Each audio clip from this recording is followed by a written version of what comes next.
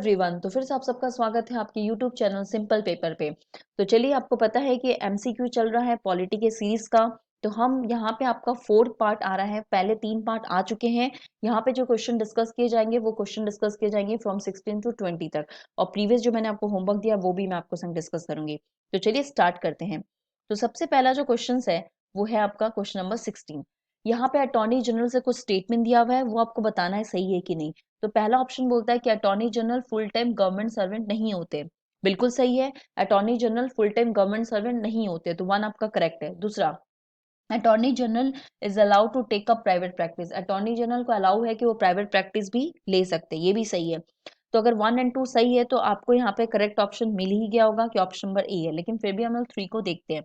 Attorney general can't vote in parliament but can vote in parliamentary committee. हमेशा याद रखिएगा, attorney general के पास पूरा राइट होता है कि वो पार्लियामेंट में लोकसभा राज्यसभा दोनों में बोल सकता है, लेकिन वोट देने का राइट इसका नहीं होता है। ठीक है, तो ऑप्शन नंबर 3 गलत है। तो यहाँ पे करेक्ट आंसर होता है ऑप्शन नंबर ए। आप मुझे बताइए कि अटॉर्नी जनरल किस आर्टिकल को डील करता है, या कौन सा आर्टिकल है हमारे संविधान का जो अटॉर्नी जनरल से डील करता है। नेक्स्ट क्वेश्चन पे चलते हैं, जो क्वेश्चन नंबर 17 है। यहाँ पे बोला गया है जो मेंबर होते हैं पार्लियामेंट के उनसे रिलेटेड कुछ क्वेश्चन है, तो देख लेते हैं। पहला वन क्या बोला है, the only qualification mention in the constitution of India for Lok Sabha MP are being citizen of India and age of 25। बिल्कुल सही है। कॉन्स्टिट्यूशन ऑफ इंडिया जो है, हमारा जो संविधान है भारत का, उसमें सिर्फ ओनली यही क्वालिफिकेशन मेंशन है कि अगर किसी को भी लोकसभा का एमपी बनना है तो उसके पास सिटीजन होना चाहिए, वो भारत का नागरिक होना चाहिए, और उसकी एज मिनिमम 25 होनी चाहिए। ठीक है, और प्राइम मिनिस्टर बनने का भी एज 25 ही होता है। प्रेसिडेंट बनने का एज क्या होता है ये आप मुझे लिख के बताइएगा। तो 1 तो हमारा करेक्ट है। लेकिन बहुत सारे बच्चों के दिमाग में सवाल आ रहा है कि मैम इसके बावजूद भी तो बहुत सारी चीज होते हैं, ऑब्वियसली होते हैं, लेकिन वो पार्लियामेंट के रूल्स ऑफ बुक में होते हैं, लेकिन कॉन्स्टिट्यूशन के हिसाब से सिर्फ सिटीजन ऑफ इंडिया होना चाहिए और आपका एज होना चाहिए 25। Second, if MP is disqualified by any law of the parliament, अगर एमपी को डिसक्वालिफाइड कर दिया जाता है लॉ ऑफ द पार्लियामेंट, तो उसका जो डिसक्वालिफिकेशन से क्वेश्चन अराइज होता है, क्या उस पर सिर्फ स्पीकर का डिसीजन फाइनल होता है? बिल्कुल रॉन्ग है। तो यहाँ पे आपका ऑप्शन नंबर 2 गलत होता है, तो करेक्ट आंसर होता है ऑप्शन नंबर ए। लेकिन आपको मुझे ये बताना है कि एमपी का अगर डिसक्वालिफिकेशन होता है तो उस पर फाइनल डिसीजन किसका होता है। अब चलते हैं क्वेश्चन नंबर 18 में। यहाँ पे पूछ रहा है कि secretary general who is an officer of the Rajya Sabha is appointed by the president of India. Secretary general जो है, ऑफिसर जो होते हैं राज्यसभा, क्या उसको प्रेसिडेंट ऑफ इंडिया अपॉइंट करता है? यहाँ पे जानिएगा, इसका आपका गलत आंसर है। क्यों? क्योंकि प्रेसिडेंट ऑफ इंडिया जो होता है वो सेक्रेटरी जनरल, जो सेक्रेटरी जनरल होते हैं ऑफिसर राज्यसभा, वो अपॉइंटेड नहीं होते प्रेसिडेंट ऑफ इंडिया से। आप मुझे ये बताइएगा कि इनको अपॉइंटेड कौन करता है। तो ऑप्शन 1 तो गलत हो गया। ठीक है, चलिए नंबर 2 में देखते हैं। फर्स्ट नॉमिनेटेड वुमेन जो है मेंबर राज्यसभा की, वो श्रीमती रुक्मणी देवी अरुणदाला है। बिल्कुल सही है, नंबर ऑप्शन नंबर 2 बिल्कुल सही है। Third, the chairman of Rajya Sabha is not a member of any parliamentary committee, has not a member of the house सभा। बिल्कुल गलत है। राज्यसभा के जो चेयरमैन होते हैं वो बोल रहा है कि वो मेंबर नहीं होते पार्लियामेंट्री कमेटी का, बिल्कुल गलत है। राज्यसभा के जो चेयरमैन होते हैं वो बहुत सारे कमेटी, अदर्स कमेटी के भी मेंबर होते हैं। ठीक है, तो याद रखिएगा। तो यहाँ पे 1 और 3 आपका गलत होता है। आपका करेक्ट आंसर है ऑप्शन नंबर 2, तो मतलब ऑप्शन नंबर सी। यहाँ पे सी करेक्ट आंसर है। आपको ये बताना है जो सेक्रेटरी जनरल होते हैं ऑफिसर ऑफ राज्यसभा, उनको कौन अपॉइंट करता है, और राज्यसभा के जो चेयरमैन होते हैं वो बहुत सारी कमेटी के मेंबर होते हैं। चलिए क्वेश्चन नंबर 19 पे चलते हैं।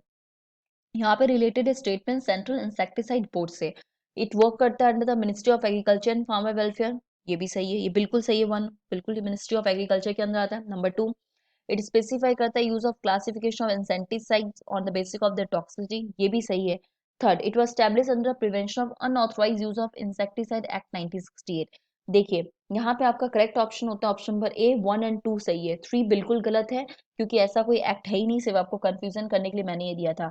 ठीक है, यहाँ पे ये स्टैब्लिश हुआ था section 4 of the insecticide act 1968 के द्वारा। नेक्स्ट क्वेश्चन है क्वेश्चन नंबर 20।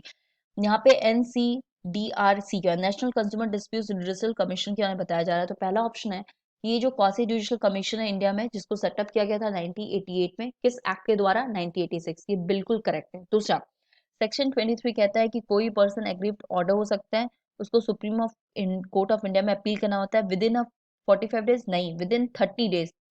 30 होगा, देखिए सब राइट था, लेकिन 45 डेज की जगह क्या होना चाहिए था? 30। तो ये गलत हो गया।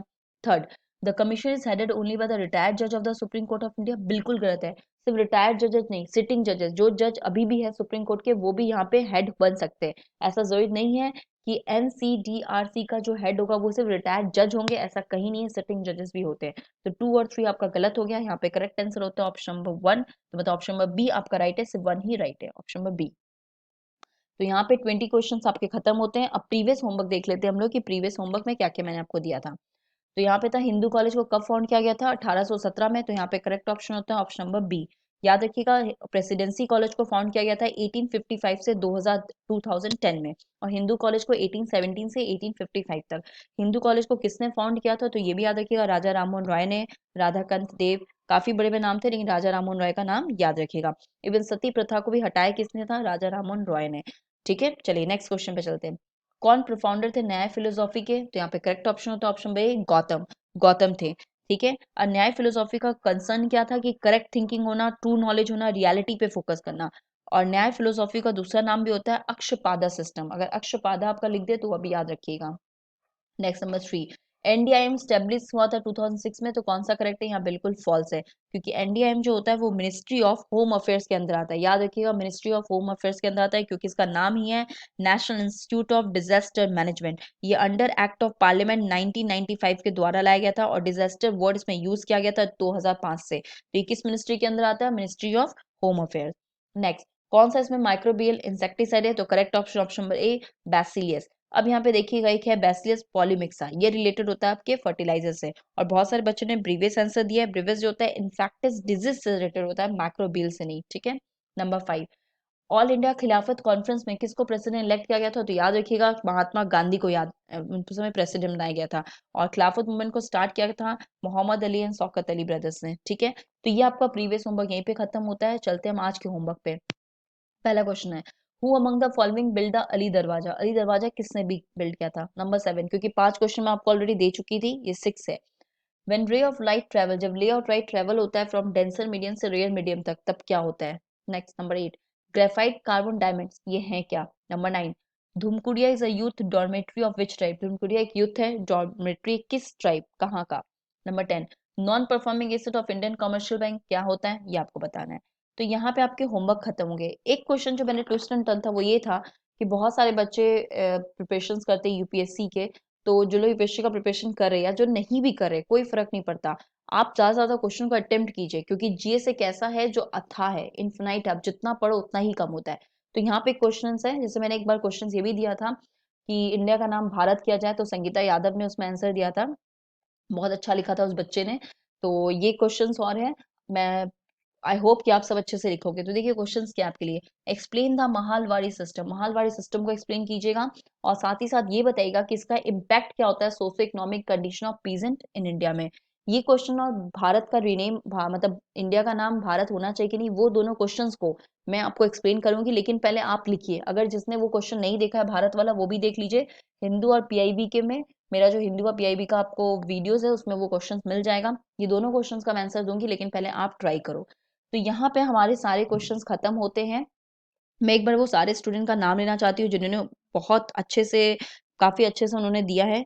तो यहाँ पे देखिए मैं कमेंट पढ़ती हूँ, संगीता यादव ने काफी बीच बीच में क्वेश्चन पूछती हूँ, उसका भी आंसर दीजिए, वो भी बहुत इंपॉर्टेंट है। संगीता यादव ने आंसर दिया है, ओके। अंजलि शर्मा ने दिया है, अजय प्रसाद ने दिया है।